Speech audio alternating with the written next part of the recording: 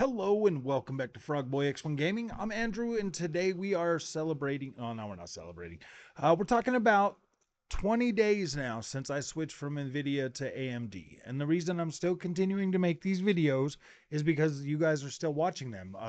I said if they were getting over 1,000 views, then I would keep making them because apparently you guys like this. Now, today's video, I went to a birthday party today. I did get to play around with the card, pretty pretty good for like the morning and stuff. I was playing around with that. Then I switched over to the Xbox. Was playing some Remnant 2 with somebody in the community, and I I like this card. I like this card a lot. Being able to play Remnant 2 at 4K with over 60 frames per second. This game is pretty demanding. Like it is probably one of those games that probably would have had me pulling my hair out with that 3080. I probably would have been super upset with that. And that's just one of the things that, like, I know. I mean, this video is probably just going to be um it'll probably just be around the anxiety, honestly, of switching to a different brand, especially from a brand that's known and everybody loves and there's universal praise for, and the other one not so much. There's not You don't hear a lot of praise for AMD. You don't hear a lot of people, um talking about the features of these cards. You don't hear a lot of people being excited about them. All you hear is, man, they should be cheaper. Man, they should be cheaper. And I don't necessarily agree with that. Like for the upper end cards, I do think that, in a way, I mean, if you want technology to continue and you still want things to be and you still want things to be like high end, and you still want to be proud of that, and you still want to feel like you're getting a bang for your buck. Like, me personally, I don't necessarily feel like $1,000 is too much for a top end card. I don't. I mean, that's just the way life is going now. Things are getting more expensive. Things are they're definitely getting better, and I'm seeing that actual, these are getting better. When I play Remnant 2 on my Xbox Series X and I look at the visuals of that and I see just how big of a hit that has to take to give me 60 frames a second compared to what I can push on my new graphics card, I look at that and I'm like, okay, this is the experience I wanted. I wanted a 4K 60 experience. I got that for right around $1,700 after building this build.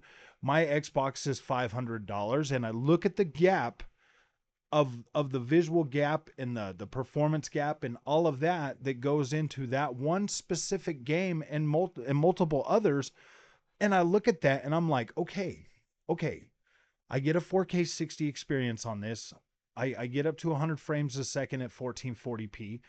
I could tweak the settings a little bit more. It doesn't have to be on ultra. I could just put it on high and it would still look better.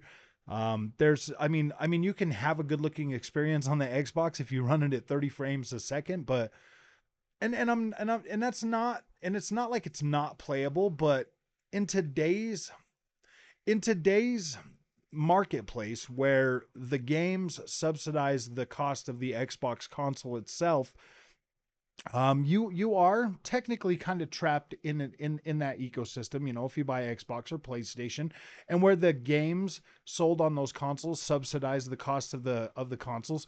I mean, these consoles, when they first came out, I mean, I would say that, they were, $800 to $1,000, to build one of the an equivalent PC.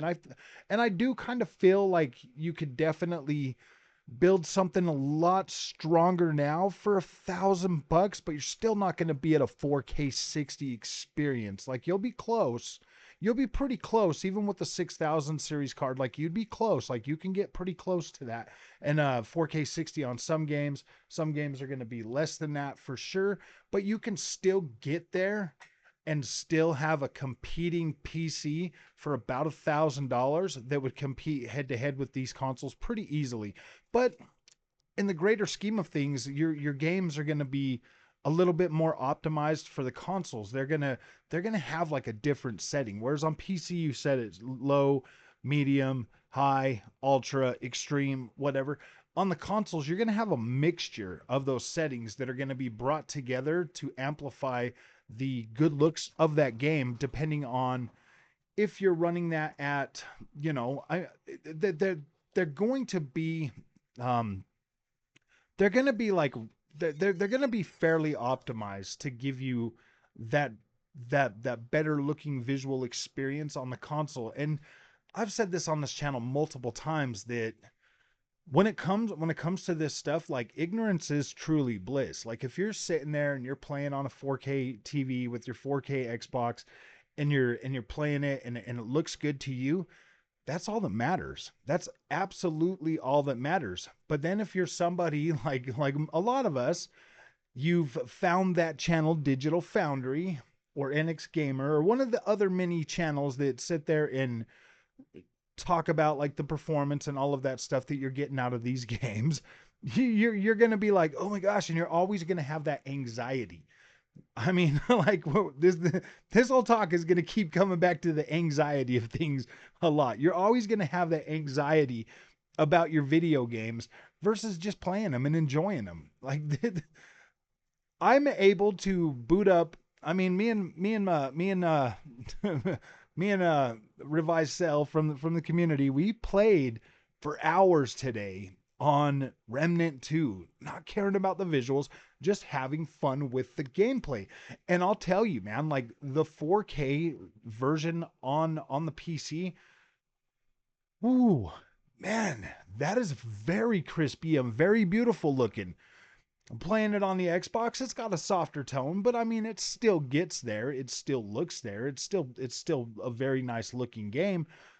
But I mean, wow, the uptick in just, performance and visual quality that you get for face it, spending the money on a PC is really, it does it it will satisfy you if you are that type of, so if you're that type of person that has to have that 4K 60, if that's your mindset with the consoles and you got to have that 4K 60, I do think PC is going to be more satisfying for you. I do, because when I see these games and I play them on the PC, like, I'm usually pretty satisfied when it comes to like the visuals and being able to play them at over 60 frames a second at 4K with maximum quality settings and everything, and just being able to do that is pretty satisfying. It really is.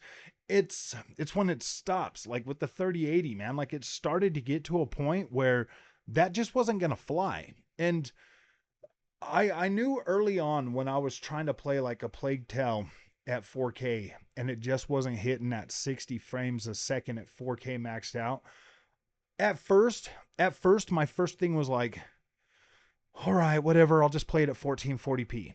And I mean, obviously, like, I'm already making sacrifices because of the product that I bought, thinking that it was going to deliver that experience.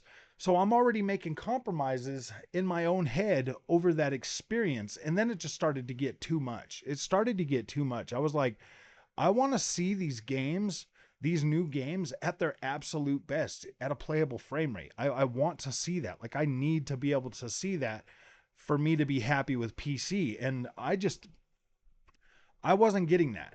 So I had to choose. I had to change. And to tell you the truth, I mean, after the experience with that and feeling limited with VRAM on that 3080 already, and then them wanting almost double for a 4080, I was like, I don't, because I never really wanted to go to the top end of any graphics card. I didn't want to go there because I kind of just feel like I would be stuck there, and then I would be FOMO every 2 years to just buy a new card, because that's just me. That's who I am. That's like my character. That's the kind of person I am. I will, usually I'll stick with the same class of what I'm in, but I have been getting better. Like, I used to buy the most expensive Samsung phone every year, like, no question. It was either the Note or whatever. I would buy them. I would upgrade every single year.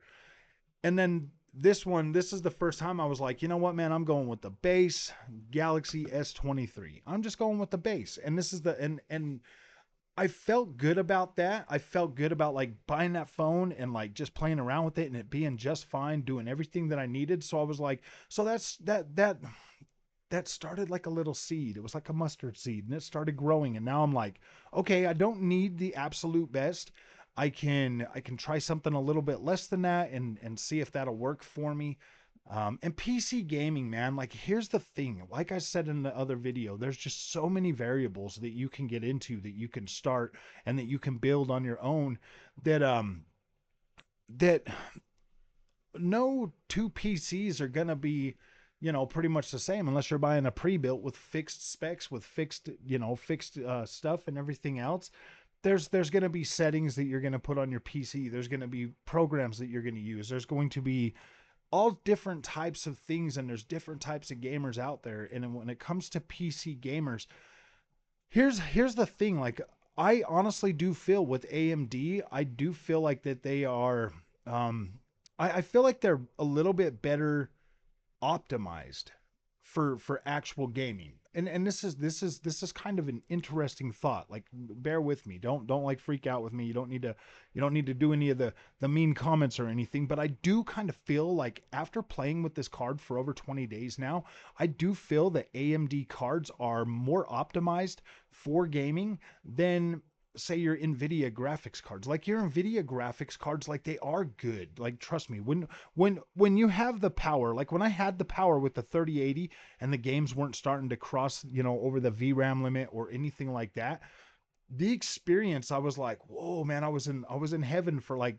a couple of months. I was like, this is freaking great. But then it started falling apart pretty quickly. And that was like as the new games started coming out. Well, Remnant 2 is a new game. And I've played all of those other games on this 7900 XT that I was having the issues with the 3080. And I would say that Remnant 2 falls right in line with the newer games, and it's more consistent with the overall performance, visual quality, and just the overall consistency is much is in line with what I've been playing. And so to me that makes me feel like for the next little while, this is our first Unreal Engine 5, so that really does Unreal Engine 5 game, so that really does give me hope that like, hey man, this game is going to do pretty well in terms of, being able to like showcase what I mean, and this isn't even like a triple A studio that put this together. I mean, they're good at what they do, but this isn't even like a triple A studio playing around with Unreal Engine 5. Imagine what we're going to get when we start getting into those triple A games. I mean, that might start to tax this card even a little harder. And if I can still get a playable frame rate at 1440p, because that's my monitor refresh rate, so I am perfectly okay with 1440p. 1440p at max settings looks better than 4K at medium settings any day of the week. Like, it just does. So in terms of that, now I know I know that on this channel I have a tendency to create FOMO, with you guys, but in my mind, if I'm saving you money and getting you a higher quality product for that same bang for buck, if you're going to buy like if you're going to go out and throw your money at a 4070 or a 4070 Ti, when you can get a 7900 XT or a 7900 XTX for right around the same price range, I feel like you're going to get a way better bang for your buck and have longer lifespan out of that card. So I'm like, ooh, man, I want to talk to these people. I want to tell them. I want them to understand that this experience, while the first few days were a little bit rough, giving up my DLSS and giving up this and giving up that, I quickly came around when I was like, wait a minute, I don't even need upscaling to play these games at native resolution anymore. I was like, okay, cool, not even a problem. When I'm playing the same games that I was playing on my 3080 at the same resolutions without DLSS, and I'm getting more frame rate when I'm not using FSR or anything else, and I'm getting higher overall frame rates, DLSS is not important. And DLSS on a 1440p monitor, let's put it this way, 1440p already looks good because it is a lower resolution. You've got a smaller screen, so you're not going to see as many jaggies as you would on a 4K screen if you were running native 4K versus DLSS 4K.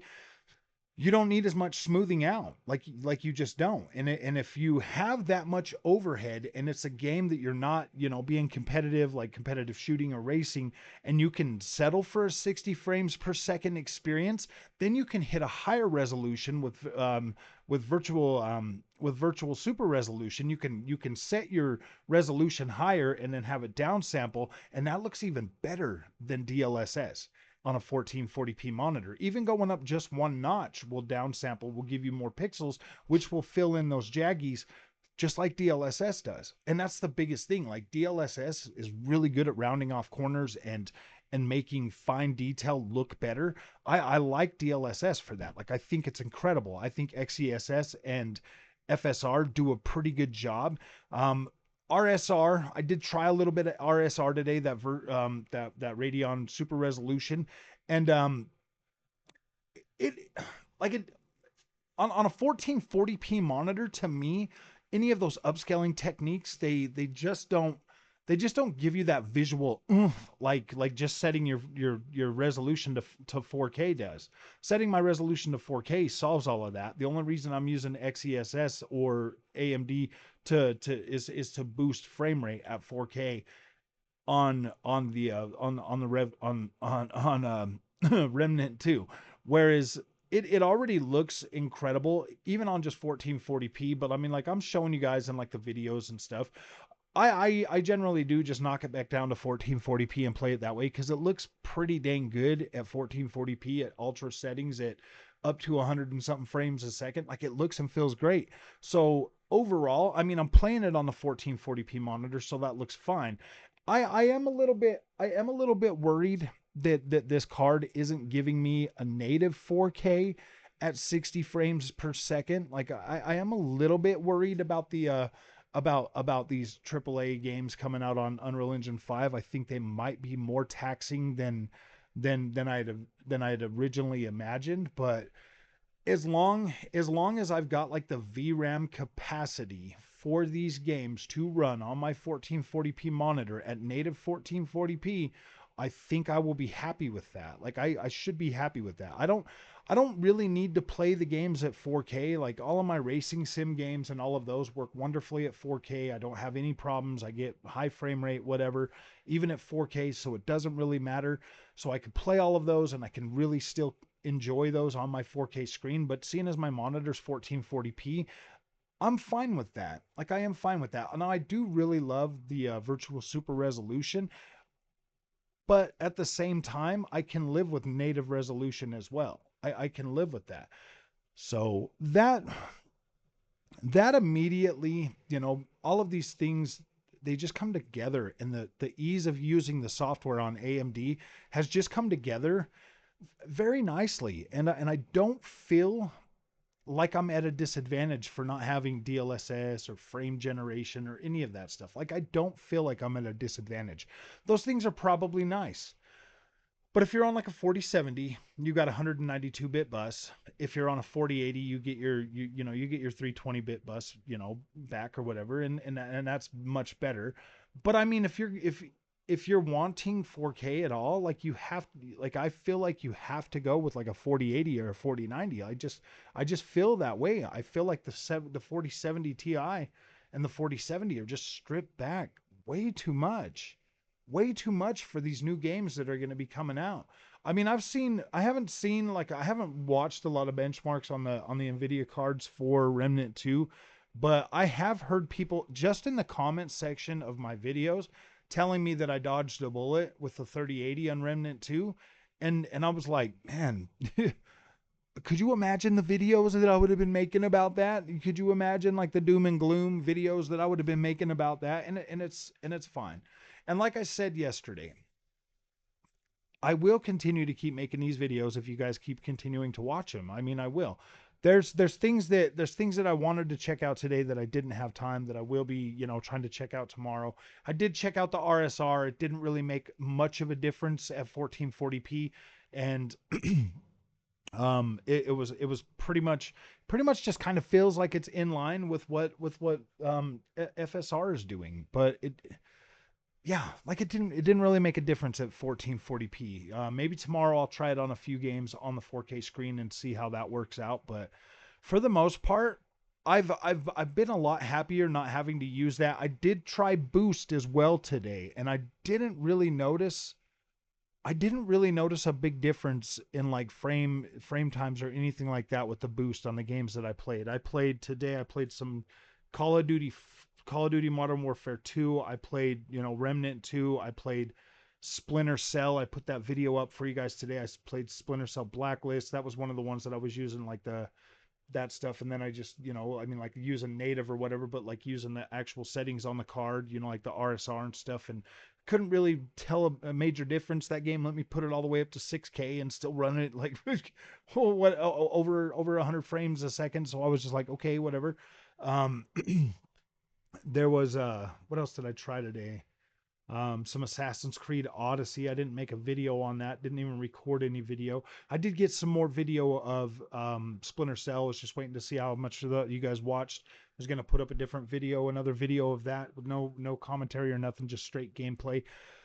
Um, Overall, the experience leaving Nvidia for AMD, the anxiety went away pretty quickly. I'm pretty confident in the decision I made, and I feel pretty good about it.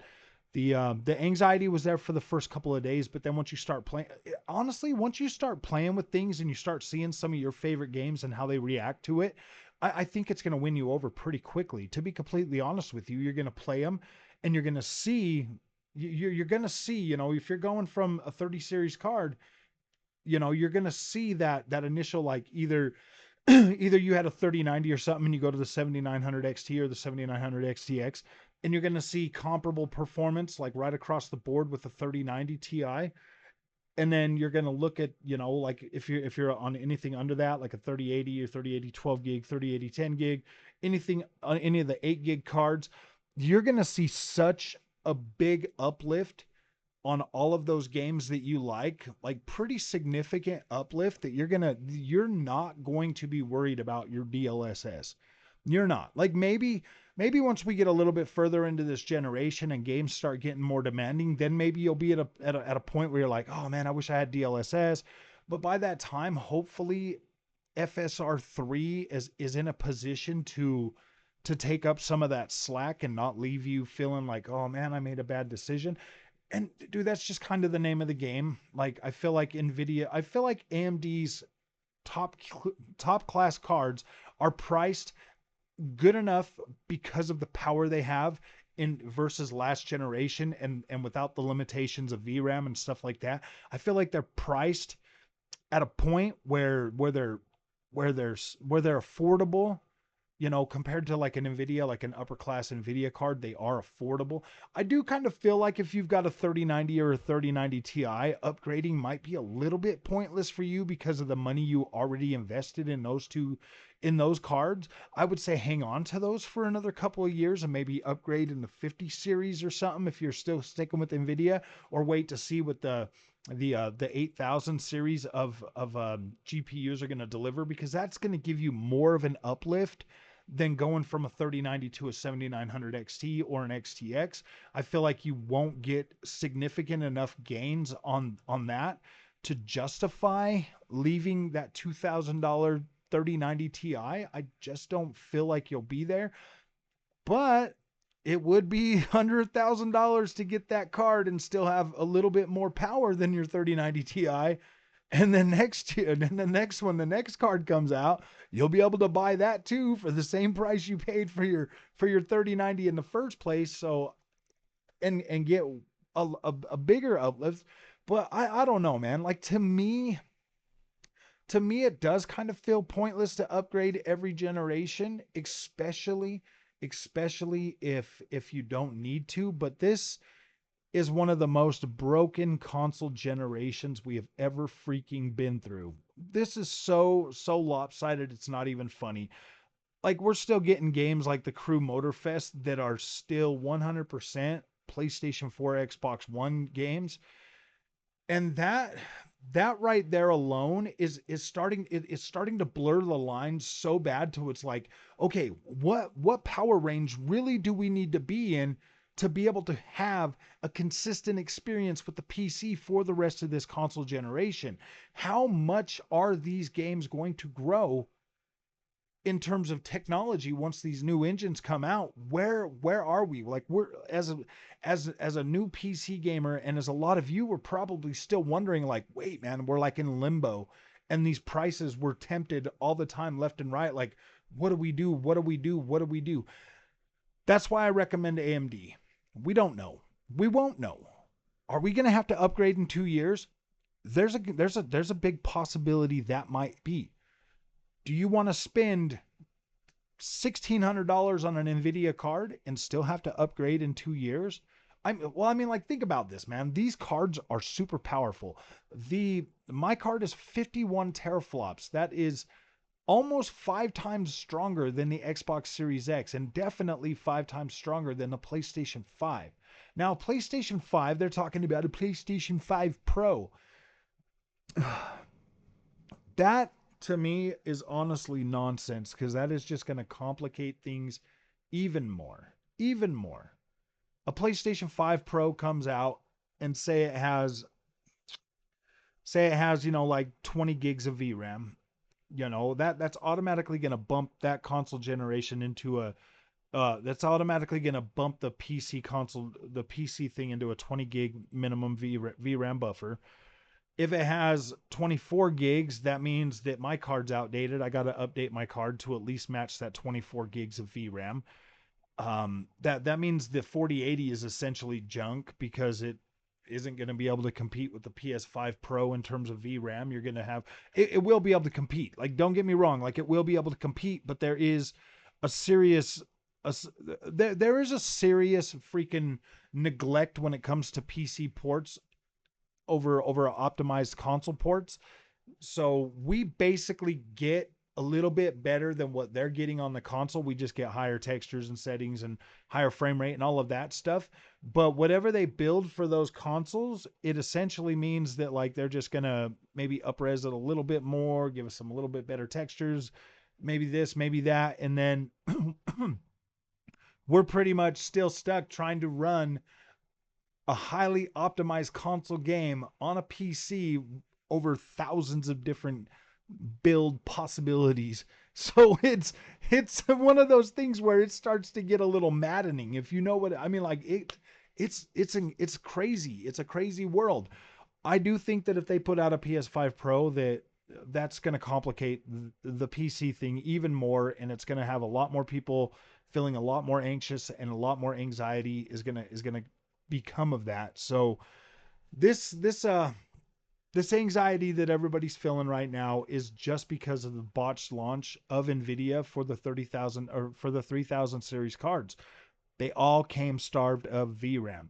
Now, I know that new technologies like in like direct storage and RTI XIO, or whatever the freak Nvidia is calling their direct storage.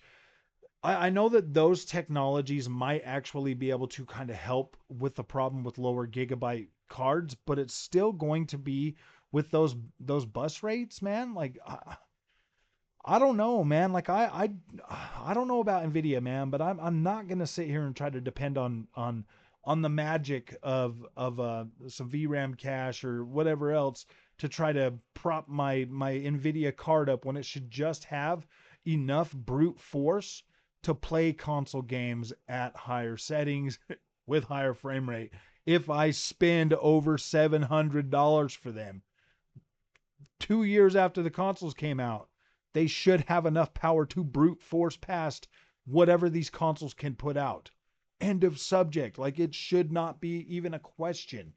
Shouldn't even be a question. So, all right, my friends, if you like this content, don't forget to like and subscribe. I will see you guys in the next one. Thank you for watching these videos. I'm sorry that this one was a little bit longer, but hey, man, you watching it lets me know you like it, and I'll keep making them. So we'll see you guys in the next one. Thanks for watching.